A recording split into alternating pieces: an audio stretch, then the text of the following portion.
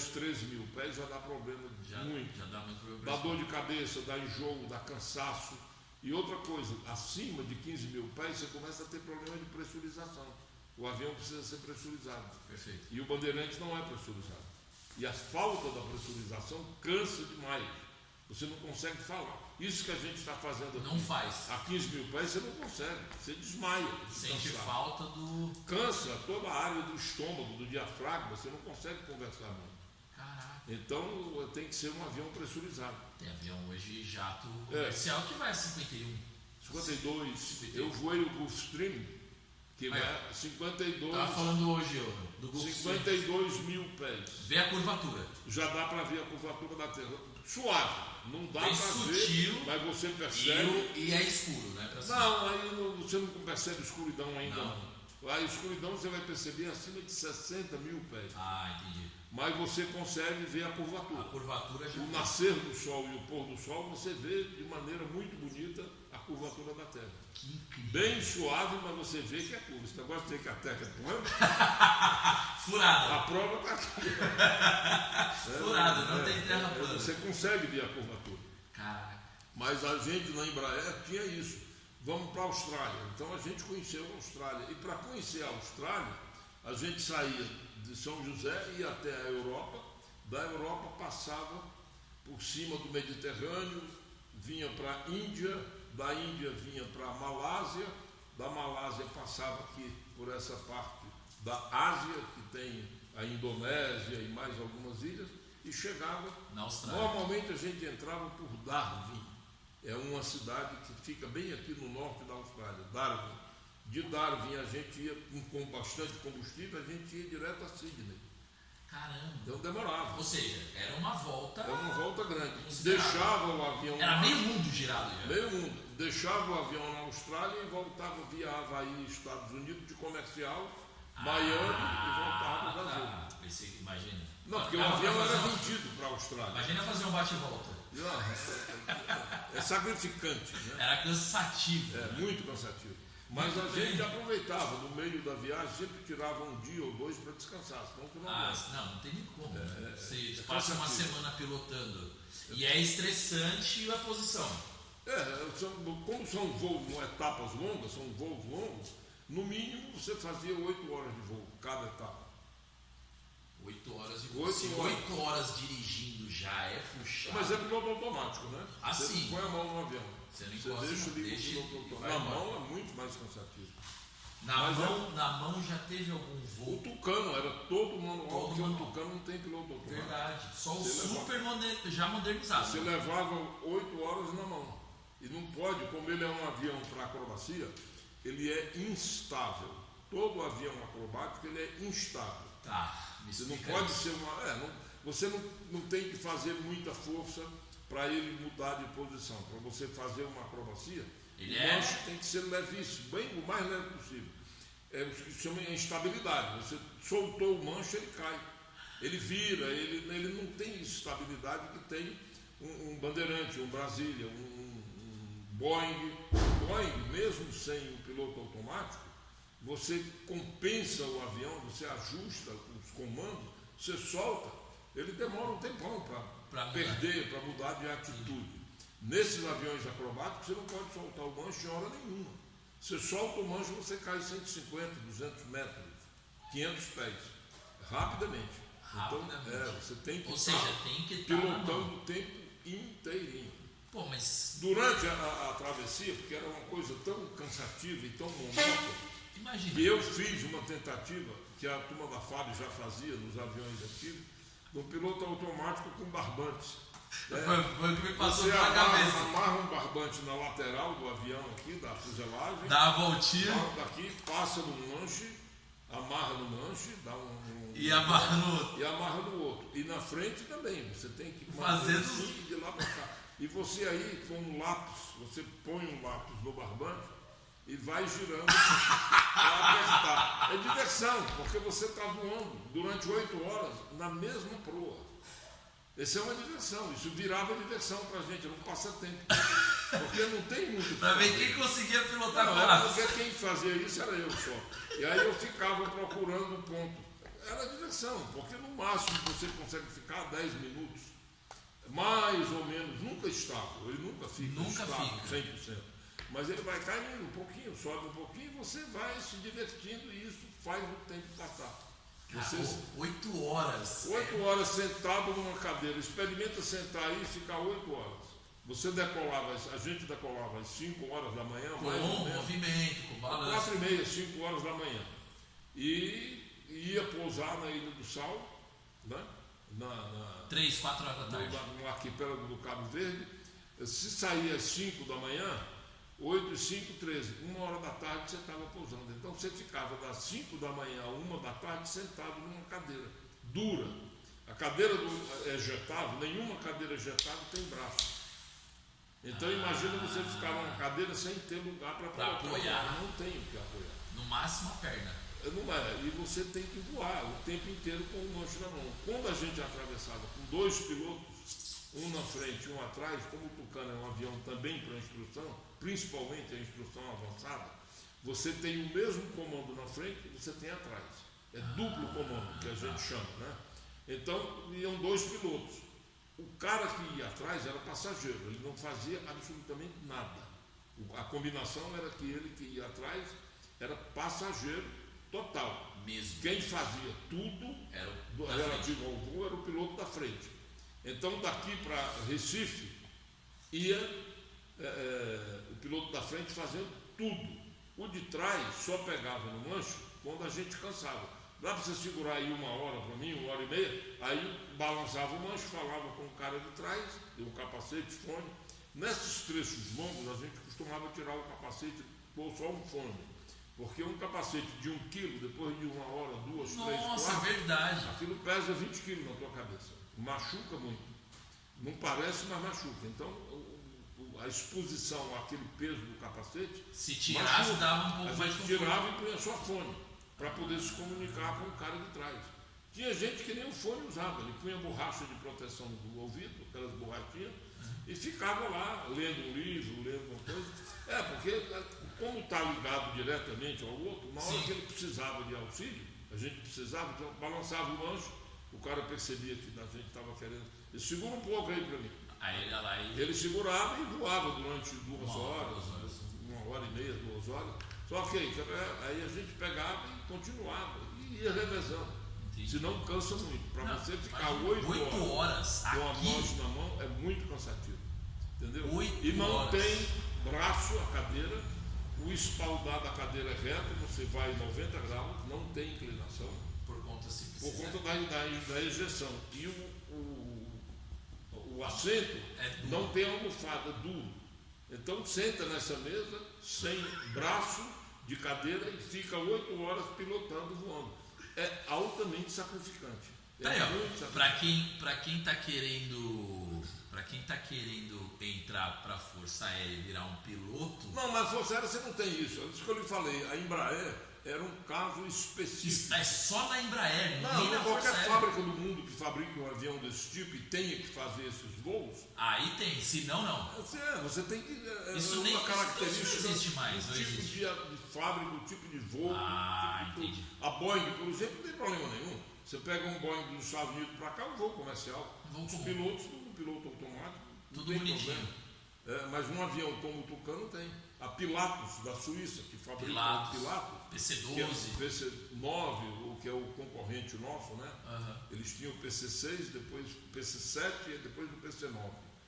É a mesma coisa do Tucano. Eles têm o mesmo problema que a gente tinha de trasladar. Não tem piloto automático. Você tem que vir na unha. E mostrar para a África também o avião, você tinha que ir até o país na mão e mostrar o avião para eles. A gente saiu de lá mesmo com ele. O pessoal sabe, a Força Aérea sabe isso aí, né? Mas era sacrificado, era uma coisa que sacrificava muito, cansava muito. E até hoje ninguém recebia um tostão a mais para fazer esse tipo de voo. Hoje só ia quem queria. Hoje tem periculosidade, insalubridade, mas naquela época não se pensava nisso. Entendi. Não é que fosse desonestidade da Embraer. É que ninguém... naquela época, o que a gente queria era mostrar a Embraer. Sim. Mostrar os aviões. Não tinha esse negócio de conforto, era um sacrifício. E a gente também não pensava em ganhar mais ou menos por causa disso. Tinha que ir, a gente montava no avião e ia, acabou. E era uma missão que tinha que alguém fazer. Sim. Então, nunca houve preocupação em ganhar dinheiro. A gente tinha um salário, tinha as diárias, a Embraer dava uma certa quantidade de dólares para a gente pagar o hotel e alimentação, e táxi, transporte, a Embraer pagava tudo. Perfeito. Mas a gente não tinha nenhuma compensação especial adicional por estar atravessando o oceano com um monomotor, né, que é perigoso. Ou seja, não tinha nenhum motor. Você ia na base do peito e da raça. O Coronel Osíris, que foi o meu grande incentivador, ele me falou um dia uma frase que é bem emblemática. Ele falou: Godot, a ignorância é uma força terrível. Porque a gente era pioneiro, a gente não sabia, né? Então você tinha que fazer aquilo que tinha que fazer. Ou fazia. Você não sabia o que ia encontrar. Quando a gente abriu a subsidiária em Paris, a Embraer Aviação Internacional. Em francês era Embraer Aviação Internacional. Ninguém sabia nada, ninguém falava francês. A Embraer montou um curso de francês dentro da Embraer, no aeroporto de Le Bourget, para ensinar rapidamente, método audiovisual bom, o pessoal a falar francês. Porque se tinha alguém que falasse, ótimo, esse era o primeiro aí. Você já eu estava sempre na cabeça. Se era para país de língua francesa, mesmo na África, nem vacilava, vai o Godot, manda ele. Nem e para mim era bom, porque eu tinha experiência, eu nunca recusei nenhum voo, por isso que eu conheci 111 países. 111. Porque eu nunca recusei voo. Vai ter que ir para a África, eu vou, vai ter que ir para Canadá, eu ia.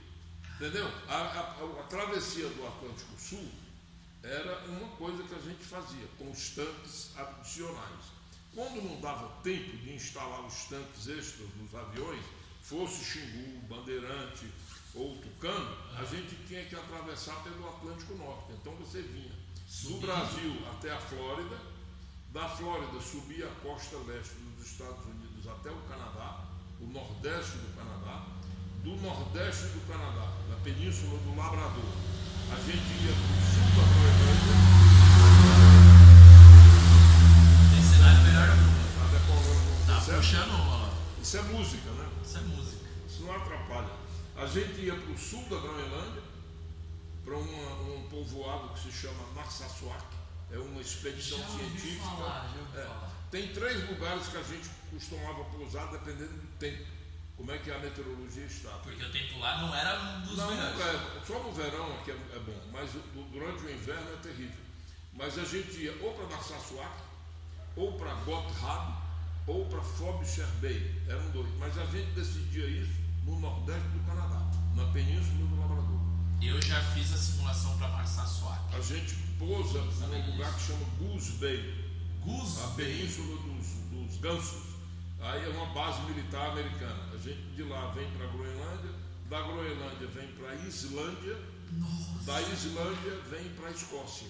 Tudo isso que não dava tempo de instalar, não dava. Tudo isso, se for de Tucano, você tem que usar uma roupa impermeável, porque só tem um motor. Eles não aprovam o voo monomotor sem essa roupa. Porque se você não tiver com a roupa, depois eu lhe explico, cair na água gelada, isso aqui é água congelante. É água a 2 graus, 3 graus, no inverno tem placa de gelo. Aí já baixou de 4 graus, que é o ponto de congelamento. Não é 0 grau, a água com 4 graus já começa a congelar. Já vira gelo. Só que para efeito de sobrevivência na água, eu fiz na Noruega um curso rápido de sobrevivência em água fria. Eles consideram que a água é fria para efeito de sobrevivência a partir de 22 graus centígrados. De 22 para baixo, eles consideram que a água é fria. Nesse caso, a água é gelada. Você demora 1 minuto para morrer. Se você não tiver a roupa especial, que é uma roupa de lona emborrachada, você morre em menos de 1 minuto. Já houve caso de morrer. 2 pilotos franceses morreram perto de Narsarsuaq. Eles estavam levando um Beech para a França. Eles pegaram condições de gelo muito fortes, porque o avião era bimotor, não precisava ter a roupa. Mas eles pegaram condição de gelo muito forte. O gelo no bordo de ataque da asa modifica o perfil e o avião não consegue voar com uma situação dessa. Não tem ideais? No caso eles não tinham. Então eles amerrissaram avistando a pista de Nassau Soares. E o helicóptero, especializado em resgatar gente no mar, decolou e estava já voando, acompanhando o avião. Na hora que ele bateu na água, o helicóptero parou e ficou em cima dele. Desceu um cara especialista para salvamento, tipo um bombeiro, pendurado no gancho, e tirou que foi o primeiro piloto a sair, só tinha os 2 pilotos. Eles estavam com camisa de manga manga curta, de algodão, aquelas faixas em cima, né, e uma calça comum. Foi o primeiro, eles tiraram, colocaram dentro do helicóptero. Quando eles vieram pegar o segundo já estava morto, congelado. Você morre não por afogamento ou por congelamento, morre porque é um espasmo de diafragma. O diafragma, devido à temperatura muito baixa, acontece um choque e ele para de funcionar. O diafragma parando de funcionar, você morre por asfixia. Aí não respira. Não respira. Então, o que caracteriza o afogamento é o alagamento pulmonar. Você enche o pulmão de água. Quando você se afoga, você respira água e a água vai para o pulmão. Então, o médico legista, quando ele quer saber se foi afogamento ou não, a primeira coisa que ele abre é o pulmão. Se tiver água lá dentro, foi afogamento. No caso de você cair na água gelada, você morre por espasmo do diafragma. Aí é asfixia. Mas o corpo congela em menos de 1 minuto e meio. Porque a temperatura está zero. Normalmente ali é 0 grau, menos 5. E aí cria crosta de gelo em cima. Eu não sei se você sabe, mas na Noruega, quando eu fiquei lá, eu aprendi muito sobre o gelo. Eu tenho fotografias em casa de um rio que passa do lado da Noruega, congelado na costa leste da Noruega. Ele é congelado, mas tem o rio. Ele congela, lá embaixo continua a correr água. Mas fica uma lâmina de gelo de meio metro. Um caminhão pode andar em cima dessa lâmina que não quebra. O gelo é extremamente resistente. Então, lá embaixo está congelado, mas lá embaixo ainda está bem frio. Está correndo água.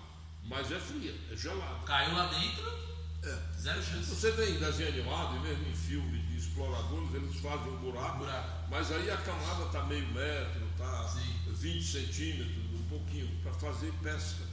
Eles fazem um buraco e jogam um anzol ali e pega peixe. Porque lá embaixo tem não peixe. está congelado.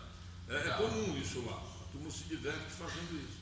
As crianças, mas isso na Bélgica já acontece. Já entrou nessas águas? Os meus filhos, quando eram pequenos lá na Bélgica, eles saíam para patinar no gelo, com aquele patinho de lâmina. Sim. E um dia eu fui com eles ver, né? Eles tinham 10 anos, 12 anos.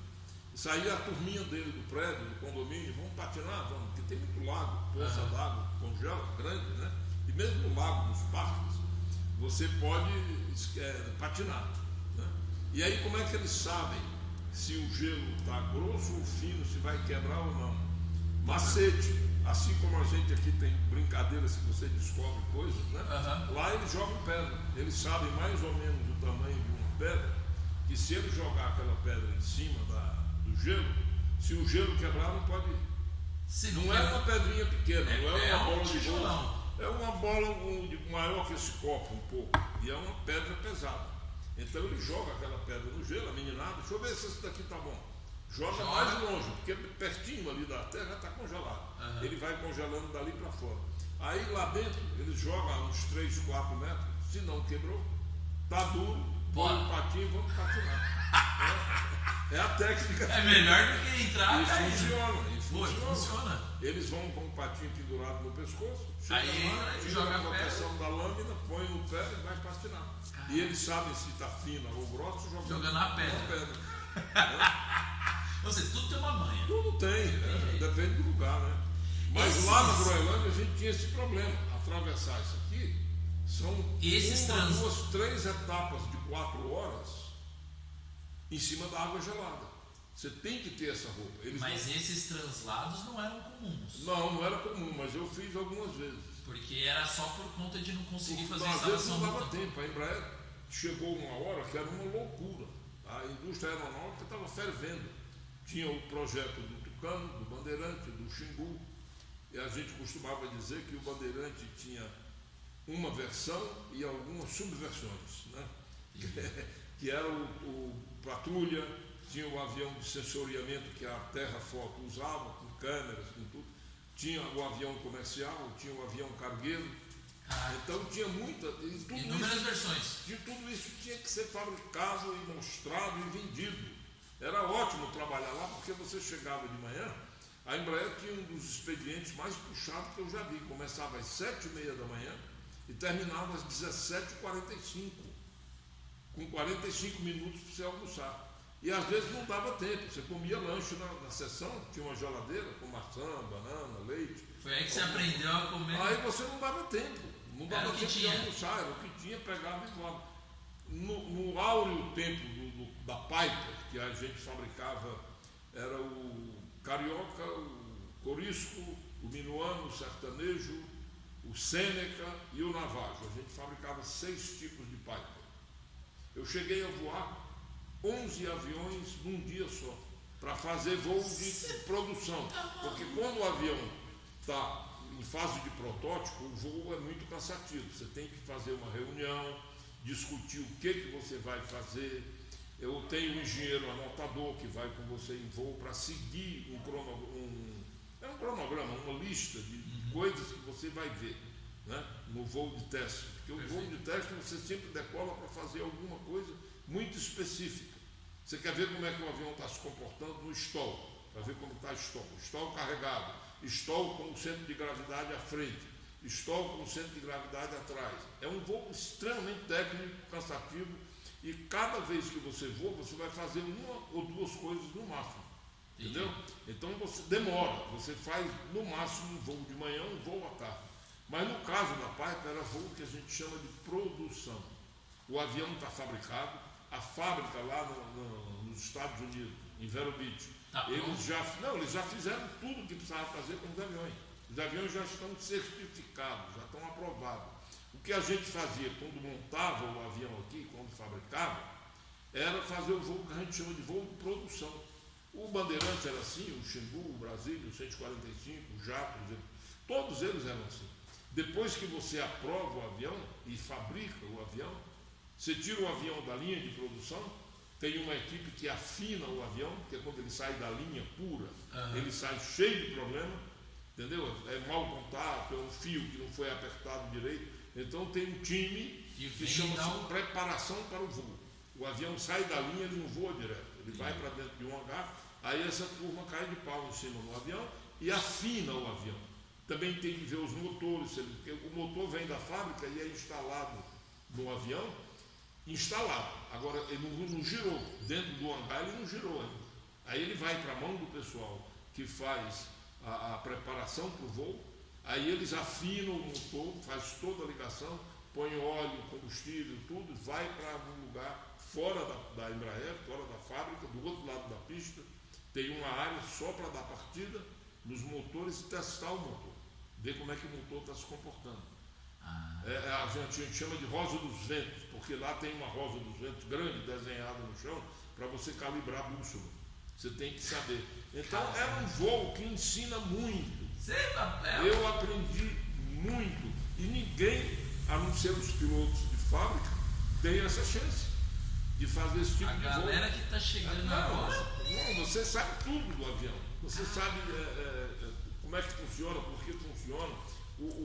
A variação dos graus na bússola que você pode ter, então, e você faz isso, você ajusta, você é que faz o relatório. Então, depois que ele está com tudo isso pronto, aí você vai fazer o voo de produção. O que você vai ver? Ver se o motor está atingindo os limites que tem que atingir, mas você decola, não tem que testar nada. Você está só verificando se está tudo bem. Batendo, é quase checar. É um checagem. Se o trem recolheu normal, tem um tempo para recolher. Cada trem de pouso. 5 segundos, 10 segundos, 8 segundos. Você recolhe, dispara o cronômetro, recolheu. Tá bom, pronto, acabou. E tica. O trem está normal. Vai baixar, baixa para ver. Baixou, travou, acabou. Tica de novo. Está travado, mas a luz não acendeu. Aí você anota. O anotador de voo, que a gente chama, toma nota disso. Não acendeu a luz do lado direito, da perna do trem direito.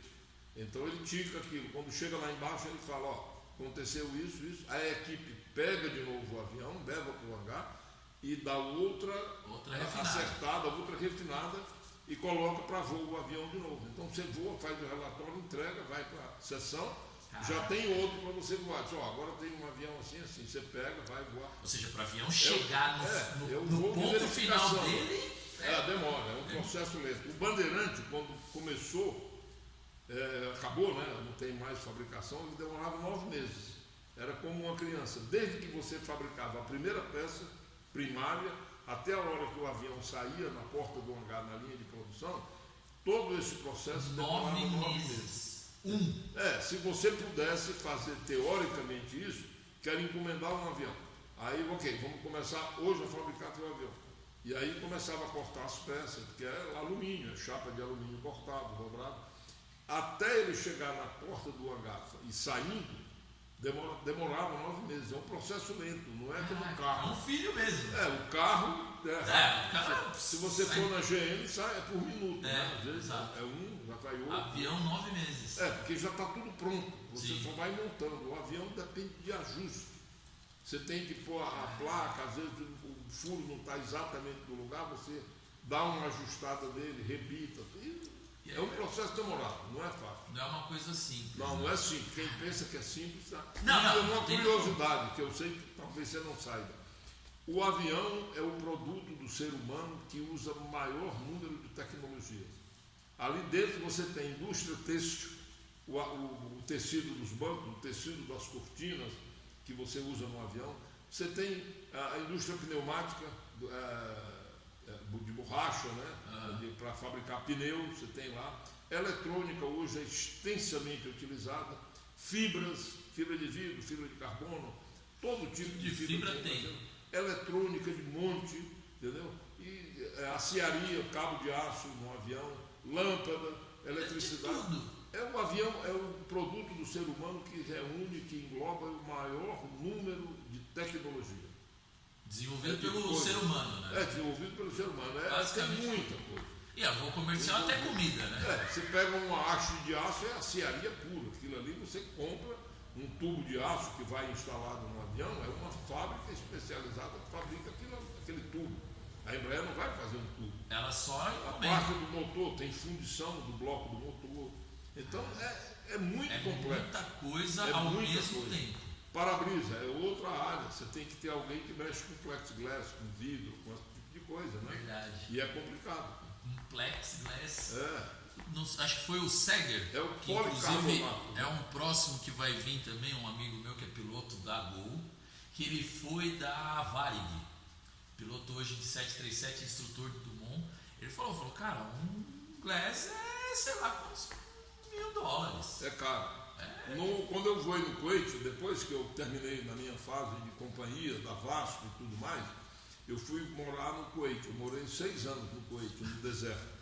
Foi um nômade. Para mim foi ótimo, porque eu fui conhecer o deserto. Né? Eu tinha saído da Noruega, lá na cidade... Saiu do frio pro calor. Na Noruega, eu ia muito para uma cidade que fica aqui, no norte da Noruega, acima do Círculo Polar Ártico.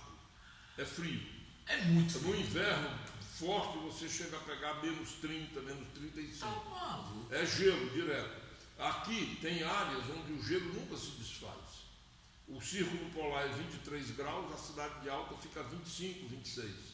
É alta. Só tem mais. Tem noite? Então, uma vez por ano não. Uma vez por ano tem o sol da meia-noite. O sol nasce e ele corre no horizonte e não se põe. Ele volta a nascer aqui de novo de manhã. E tem uma fotografia, infelizmente eu não trouxe, que mostra o sol da meia-noite. Depois, se você quiser gravar, eu quero com certeza. Tem sol o sol nascendo e ele atingindo o ponto máximo. Porque imagina o seguinte, Rafael, você está aqui em cima. O sol ele gira no Equador, né? Certo. Então, para quem está aqui em cima, está vendo o sol toda hora. Não, você vê o sol aqui. Ele aparece aqui, então para você ele está no horizonte. A todo momento. É diferente do cara que está aqui em Fortaleza, no Equador. Fortaleza fica 5 graus sul, né, do Equador. O sol está passando aqui. Você vê, digamos que a Terra estivesse assim, você vê ele nascer, ele vem aqui para cima, no zênite, né, um pouco mais alto, e depois ele some. Então você vê ele nascer aqui e se pôr lá. Aqui você já vê isso, lá não. Como você está aqui no topo da Você roda, vê assim. e ele está inclinado, ele nasce aqui, você vê ele correr no horizonte, e uma vez por ano ele não se põe. A Terra está virando, ele aparece de novo aqui. É um fenômeno muito interessante. Deve ser. Tipo, melhor, imagina não ter noite. Como é que... É o sol da meia-noite que eles falam. Mas para mim o melhor que eu vi da minha vida inteira a Aurora Boreal. O que você não viu? Muita coisa. Mas a Aurora Boreal é linda. A Aurora Boreal. Não, a Aurora Boreal. E não é um fenômeno que assim, vou lá ver. É um espetáculo que acontece. Na época do inverno lá, acontece direto. Porque a Aurora Boreal é a ionização do ar atmosférico. É quando o átomo perde um elétron, ele vira íon. Acontece a ionização e fica daquela cor. Verde. Meio azulado, meio verde, e as formas não são constantes. Como os raios estão incidindo em diferentes velocidades, em diferentes quantidades, muda a coloração aqui e ali, parece uma onda se movendo, é uma coisa linda. No céu. O mundo inteiro vai para lá para assistir. Tem um lugar na Noruega que chama Cabo Norte, Cape Norte. Todo mundo vai para lá porque é um dos bons pontos para observar a Aurora Boreal. E acontece no inverno. Acontece no inverno, direto. Tem sempre. No verão também, mas é mais no inverno. Mais no inverno que acontece. Você vai para lá e vê. Falando de ver coisa estranha. Né? Mas isso tudo, a aviação que me Aviação, Aí falando dessas observações estranhas, quando eu falei com o Cacau falou assim, eu vou te falar uma coisa. Ele viu coisa que poucos viram. Disco voador? Disco voador. Não, nós não viu. A história do disco voador é assim. Eu quero saber, não é possível. A verdade verdadeira aconteceu assim. O Coronel Osíris estava voltando de Brasília com um colega nosso no avião, só eles dois. Ele e o Alcir, o comandante Alcir, da Embraer. Era meu colega de turma da FAB. Ele saiu, veio trabalhar com a gente na Embraer. Alcir Pereira da Silva. Caramba. E eles dois voando. E a rota que a gente fazia nesse voo era Brasília, Araxá, para Poços de Caldas, São José dos Campos. É quase uma reta. praticamente. E quando eles chegaram perto de Poços de Caldas, o voo normal, não tinha nada para perturbar, o controle de Brasília, o centro de controle de Brasília, perguntou para ele. O avião sempre se comunica através do prefixo, né? Você não chama pelo nome do piloto, chama Zulu X-Ray Índia, era o avião que eles estavam. Zulu X-Ray. ZXI. Confirme se vocês estão avistando algum tráfego. Tráfego é outro avião, outra coisa que está voando perto de você. Pode ser helicóptero, pode ser avião. E aí eles olharam assim para fora do avião e disseram, nós não estamos avistando absolutamente nada. Está uma noite um pouco clara, mas não dá para ver coisa nenhuma. E se dá para vocês fazerem 180 na aviação é você estar voando aqui, você volta o nariz do avião para onde você vinha, de onde você vinha. Aí quando eles viraram o avião 180 graus, como se estivesse voltando para Brasília, ele falou, opa! Aí houve o susto e começou a confusão. Ele falou, agora nós estamos avistando. Espera aí, tem um, dois, não, tem mais um, tem mais dois. E estabeleceu-se uma confusão. Porque depois, no dia seguinte, eu voei com o Coronel Osíris e nós voltamos a ver uma coisa semelhante. Aí que eu vi, que nessa o Alcir que viu. Ele falou, deve ter mais ou menos uns 12. Aí o controle falou, é exatamente isso que a gente está pegando no radar. Mas vocês estão pegando no radar? Estamos. Eles estão acompanhando vocês desde Araxá. Mais ou menos ali nas proximidades de Araxá, esses objetos começaram a acompanhar vocês por trás. Acredite se quiser. E aí quando chegou em perto de Poços de Caldas, aconteceu do controle pedir, dá uma virada para ver. Aí eles viram. E segundo o relato do Coronel Osíris e do Alcir, os objetos se deslocavam na horizontal e faziam curvas retas para cima de maneira instantânea. E às vezes apagava aqui e aparecia aqui. Ele não sabia se era o mesmo objeto, mas apagava uma luz aqui e acendia outra aqui. Eram luzes extremamente fortes, que não dava para você ver forma. Porque a luz é tão forte que você não consegue ver. É como você ficar na frente de um carro com um farol extremamente forte, você não vê quem está dentro do carro. Sim. A luz te ofusca. E isso longe à noite Eu sempre falo para o pessoal da comercial, quando você está voando da noite escura, 2 aviões comerciais, e um vai cruzar na mesma rota, em sentido contrário, a gente liga o farol. Dá um e farol. aí dá um farol, pisca, aí cumprimenta, boa noite, tudo bem, tal, bom voo. É mais ou menos aquilo que você vê. Por que eu digo isso? Porque no dia seguinte, depois, quando isso estava acontecendo, o controle de Brasília falou para o avião do Coronel Osiris. Nós já mandamos a base de Anápolis mandar um Mirage. Naquela época tinha Mirage, hoje acabou o Mirage. E a base de Santa Cruz está decolando um F-5 para verificar o que é isso, para chegar perto, olhar, ver o que é. O F-5 era comandado por um piloto que veio a trabalhar na Embraer e hoje ainda trabalha na Embraer, o Jordão. Ele era tenente ou capitão nessa época, ele estava de plantão lá, sobre aviso, montou no F-5, decolou e veio para cá. Depois de uma semana, 2 depois do voo, eu falei com o Jordão, que ele era umas 3 turmas abaixo da minha na FAB. Eu falei, Jordão, o que você viu? Para ver se é o mesmo que a gente viu. Ele falou a mesma coisa que vocês viram, aquela luz intensa. E eu peguei o F-5, coloquei toda a potência disponível no F-5 e quando eu achei que ia chegar perto, essa luz desapareceu voando assim, reto, horizontal, numa velocidade que parecia que eu era uma carroça e ele um supersônico, uma coisa louca. Não dá para acompanhar. A coisa é praticamente instantânea. Ele some da tua vista voando horizontalmente. Ele falou, mas foi aquilo que você viu. Como não dá para acompanhar, o Mirage também não conseguiu, era a mesma coisa, a reação do piloto do Mirage foi a mesma. Falou, vamos voltar para a base. Aí voltaram o F-5 para Santa Cruz e o Mirage para Anápolis. Mas ninguém conseguiu ver fora. A única coisa que você conseguia ver era a luz. E foi gozado porque no dia seguinte o Coronel Osiris foi para o Rio de Janeiro comigo, eu fui levando, num Xingu também, só ele e eu, e nós voltamos os 2 só dentro do avião. E ele contou para mim o que tinha visto, tudo, e pela primeira vez na minha vida eu voei com ele quase 20 anos, 16, 17 anos. Ele é um cara muito humilde até demais, simples, comedido. E eu falei, Coronel, e aquilo lá, o que era? Ele falou, ó, eu vou lhe falar uma coisa que eu não costumo falar para todo mundo, não. Eu sou piloto militar,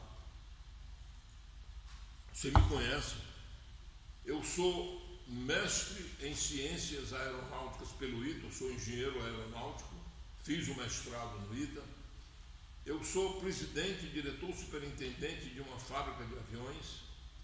Eu acho que de avião eu entendo. E aquilo que eu vi ontem não é avião.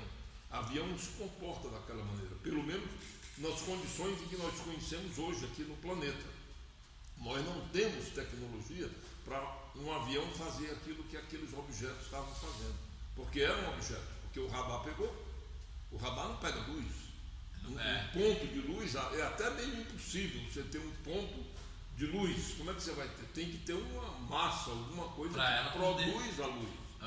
Então tinha alguma coisa ali atrás da luz, tanto que o radar pegou e contou tudo e calculou velocidade, era coisa astronômica, coisa de louco. E aí a gente estava conversando no voo, vindo do Rio de Janeiro à noite, já eram umas 9h30 da noite, e estava vindo de Santa Cruz, da base do Rio de Janeiro, mas a proa que a gente estava era de São José dos Campos, vindo do Rio de Janeiro para São José dos Campos. E chegando aqui nas proximidades de Taubaté, a uns 8.000 pés, descendo para pousar em São José dos Campos, apareceu um objeto desse. Ele deu um grito para mim, olha lá, é aquilo ali que a gente viu ontem. Igual, está igual. Esse objeto, a gente estava em cima do Vale do Paraíba. O Vale do Paraíba deve ter o quê? Uns 30, 40 quilômetros de largura.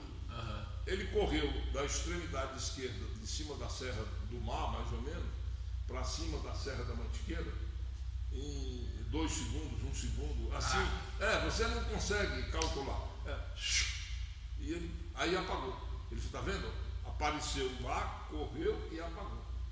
Não é fogo-fato, porque no avião, com tempestade, você tem no para-brisa uma coisa que chama fogo-fato, devido à energia estática. O ar passando no para-brisa provoca energia estática. Tem outro fogo-fato, mas aí é por outro motivo. No cemitério é o gás metano que está saindo do cadáver, chega na superfície ele inflama de uma certa maneira e aquele foguinho corre. O pessoal pensa que é assombração e não é. É o fogo fato, né? Aquilo acontece muito no cemitério, qualquer cemitério. Mas nesse caso, que o pessoal chegou a comentar, não seria energia estática no para-brisa que vocês estão vendo? Ele disse, não. A gente vê do lado de fora, no horizonte, nesse caso ele estava passando mais ou menos em cima de São José dos Campos, da esquerda da montanha para a direita. Ele passou, mas numa velocidade altíssima. Eu olhei e digo, meu Deus do céu, o que é isso? Ele falou, só que ontem nós avistamos uns 12 mais ou menos. 12 da mesma? Igualzinho a isso, idêntico. E se movimentando.